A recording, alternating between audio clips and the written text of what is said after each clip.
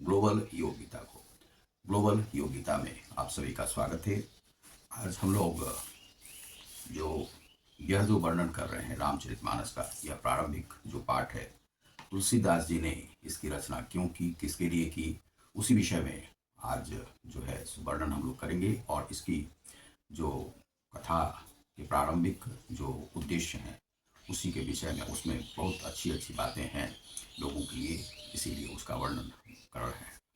और सबसे पहले हम आपको कुछ सूचना दे देते हैं कि जो वीडियो हमारे बने हुए हैं, आपको इस पर ग्लोबल योग गीता पर ग्लोबल योग गीता .uno पर जाकर के आप उसे ले सकते हैं। बहुत सारे वीडियो उसमें फ्री हैं और फ्री क्लास आप कर सकते हैं और बहुत आगे भी आपको फ्री मिलेंगे। यदि आपको यूट्यूब की सदस्यता लेनी हो तो जो 2999 जितने की है वह आप ले सकते हैं। यदि कोई अतिरिक्त कोर्स करना हो तो आपको यहाँ से सलाह दी जाएगी, तो आप उसे कर सकते हैं।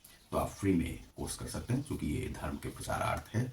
हिंदू धर्म की विशेषताओं को लोगों तक, सभी धर्मों तक पहुंचाने का यह कर्तव्य है।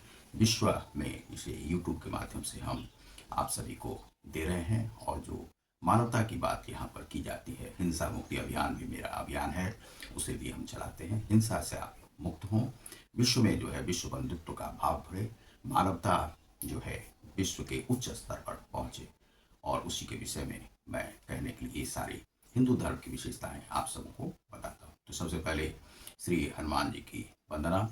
श्री गुरु चरण सरोज रज निज मन मुकुर सुधार, वर्णो रघुबर विमल जसु जो दायक फलचार, बुद्धिहीन तनु जानके सुमिरो पवन कुमार, बल बुद्धि विद्या देहु मोहि हरहु कलेश विकार। जय हनुमान ज्ञान गुण सागर, जय कपीस तिहु लोक उजागर, राम दूत अतुल नामा, अंजनी पुत्र पवन नामा। ओम। फिर गणेश जी की वंदना। वक्रतुंड महाकाय सूर्यकोटि समप्रभा, निर्विघ्नं कुरु मे सर्वकार्येषु सर्वदा। ओम गं गणपति नमः स्वाहा। ओम माता भगवती की। ओम जयंती जय मंगला काली भद्रकाली कपालिनी दुर्गा क्षमा सुधा लक्ष्मी नमस्ते स्वाहा। ओम त्र्यंबकं यजामहे सुगंधिं पुष्टिवर्धनम् उर्वारुकं मृत्युमुक्षयमामृता स्वाहा।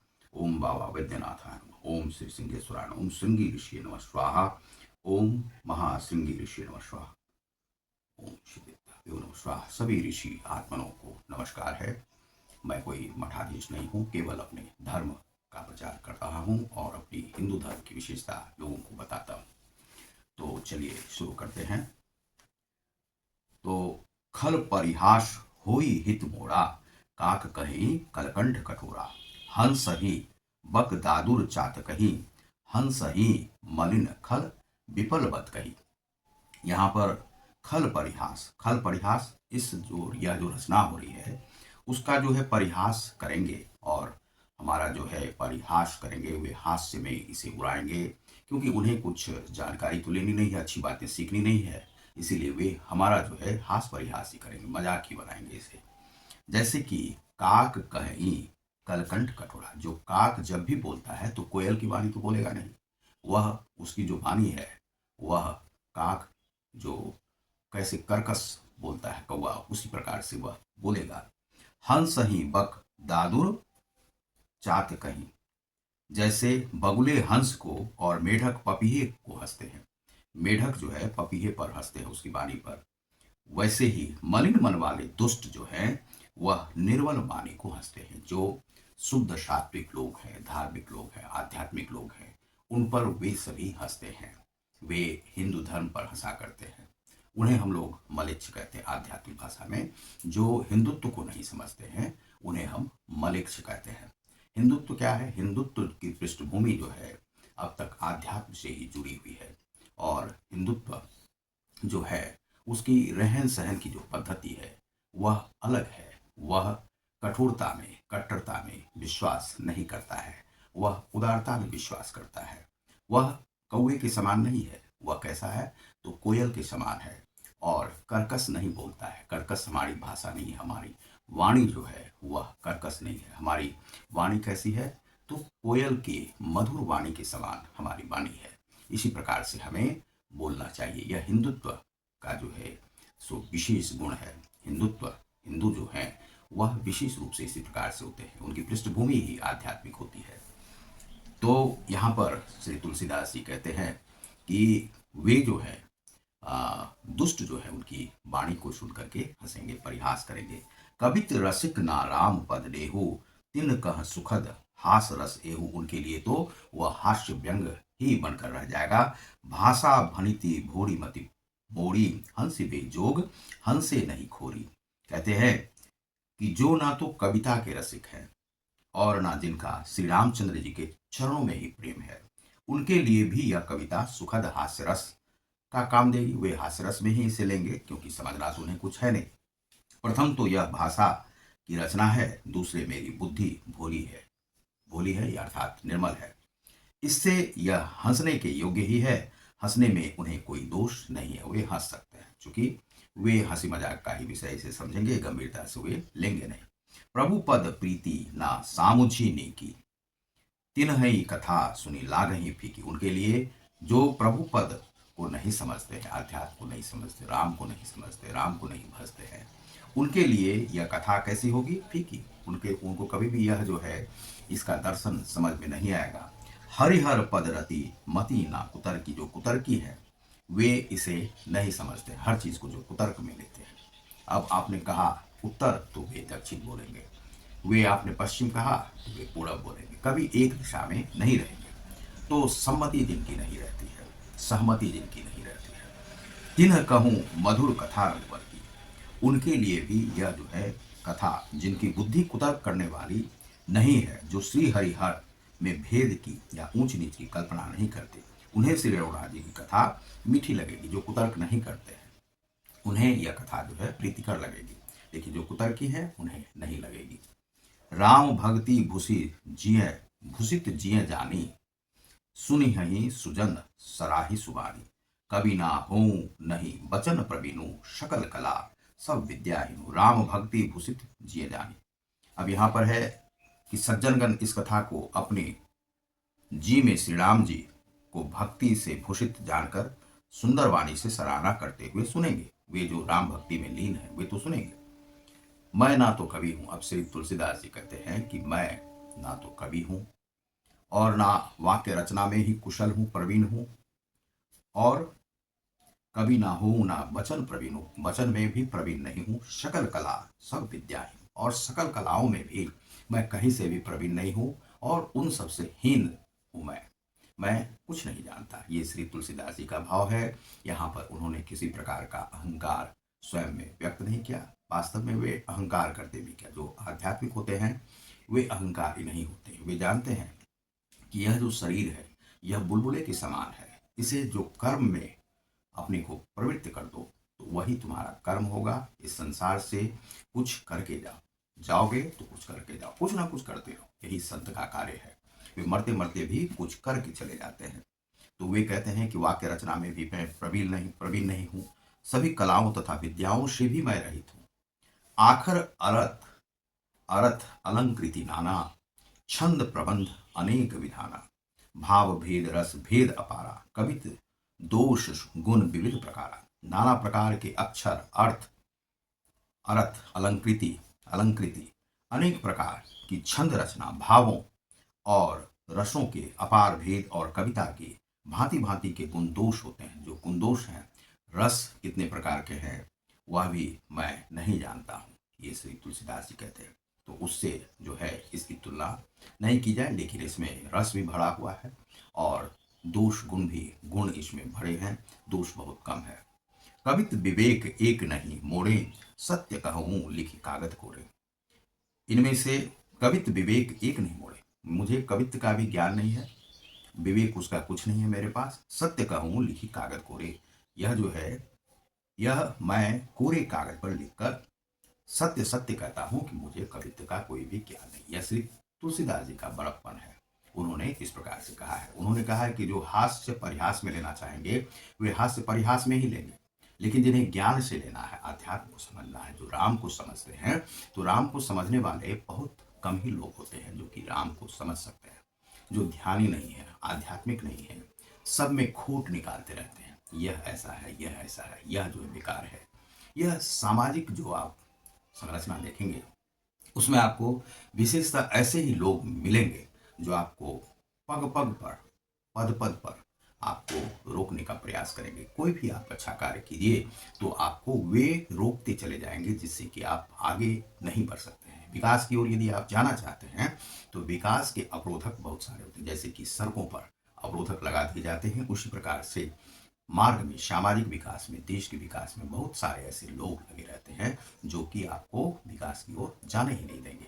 वही है, सामाजिक में आपका सुधार नहीं होने देंगे, आत्म का सुधार नहीं होने देंगे। क्योंकि आत्मा और परमात्मा में, जो आत्मा है वही परमात्मा में विलीन होता है। तो परमात्मा, यह सकल जो आत्मा है वही परमात्मा का स्वरूप है, और उसे जो है विकसित नहीं होने देता, आत्म का विकास नहीं करने देते हैं। उसी प्रकार से जो भौतिक जगत का भी विकास नहीं होने देते हैं। आगे की जो रचना है वह देखिए। भनिति मोरी सब गुण रहित, विश्व विदित गुण एक, सो विचारी सुनी हही, सुमति जिनके विमल विवेक। मेरी रचना सब गुणों से रहित है। वे मानते हैं कि उसमें कोई गुण नहीं है, इसमें बस जगत प्रसिद्ध एक गुण है। उसे विचार कर अच्छी बुद्धि वाले पुरुष, जिनके निर्मल ज्ञान है, इसको सुनेंगे। निर्मल ज्ञान वाले लोग जो पवित्र हृदय के हैं, वे रामचरितमानस को सुनेंगे। एहि मह रघुपति नाम उदारा, अति पावन पुराण श्रुति सारा, मंगल भवन अमंगल हारी, उमा सहित जहि जपत पुरारी।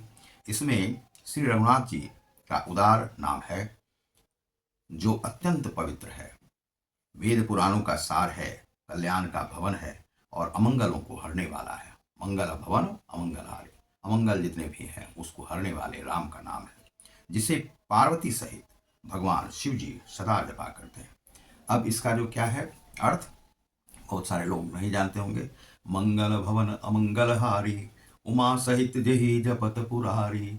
अब यहाँ पर यह जो श्लोक नुमा है, यह जो आप घर में पढ़ते हैं, इसकी क्या विशेषता है, इसका क्या अर्थ है, बहुत सारे लोग नहीं समझते हैं और केवल इसे बोल देते हैं। मंगल भवन अमंगल हारी, उमा सहित शिव जपत पुरारी, यही जपत पुरारी, मंगल भवन अमंगल हारी। अर्थात इसमें क्या है कि जिसे पार्वती सहित भगवान शिव भी सदा जपा करते हैं, जो अमंगल को हरने वाले हैं, मंगल भवन अमंगल हारी, अमंगल को हरने वाले हैं, मंगल करने वाले हैं, वे कौन है? राम। और राम जो है उनका इष्ट मंत्र है, किनका? तो श्री शिव जी का। उमा भी जपती है, तो दोनों का मंत्र एक ही है, राम राम राम राम राम राम राम राम राम। और वाल्मीकि ने कैसे जपा? मरा मरा मरा मरा मरा मरा, दोनों एक हो गया, राम राम राम राम राम, मरा मरा मरा मरा मरा। इस प्रकार से जो जाप उमा सहित अर्थात पार्वती के सहित शिव भगवान भी जपते हैं राम का नाम। तो ऐसे नाम है।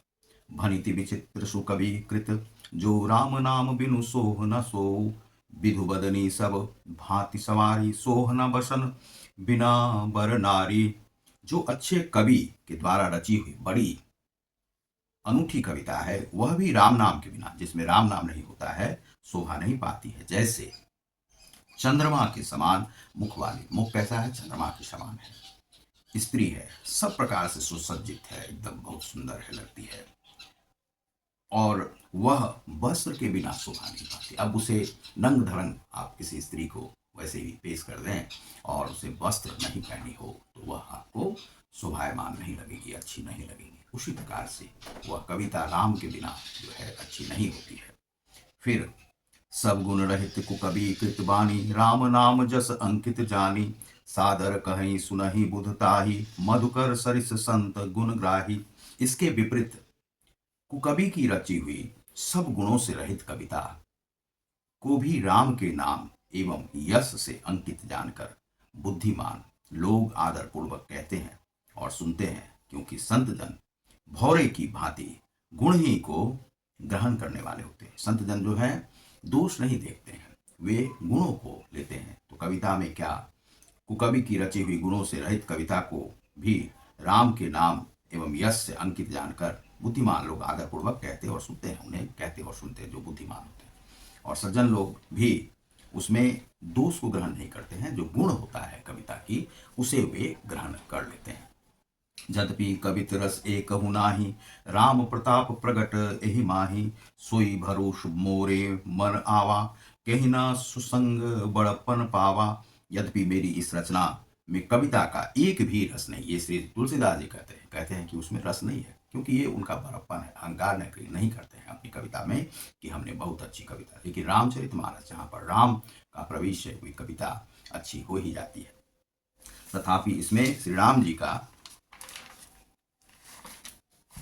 प्रताप प्रकट है। मेरे मन में यही एक भरोसा है, भले संग से भला किसने बड़प्पन नहीं पाया है। भले के साथ आप यदि रहते हैं, सुसंगति में रहते हैं, तो आपको अच्छा ही मिलेगा, अच्छा ही प्राप्त होगा। धूमहु तजई सहज करुआही, अगरु प्रसंग सुगंध बसाई।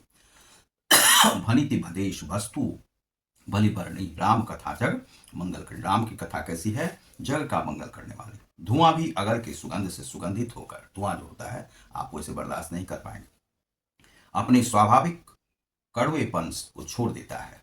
मेरी कविता अवश्य भद्दी है, परंतु इसमें जगत का कल्याण करने वाली राम कथा रूपी उत्तम वस्तु का वर्णन किया गया है, इससे यह अच्छी ही समझी जाएगी। मंगल करणी कलिमल हरणी, तुलसी कथा रघुनाथ की, गति कूर कविता सरित की, ज्यो सरित पावन पाथ की। प्रभु सुजस संगति भनीति, भली होई सुजन मन पावनी।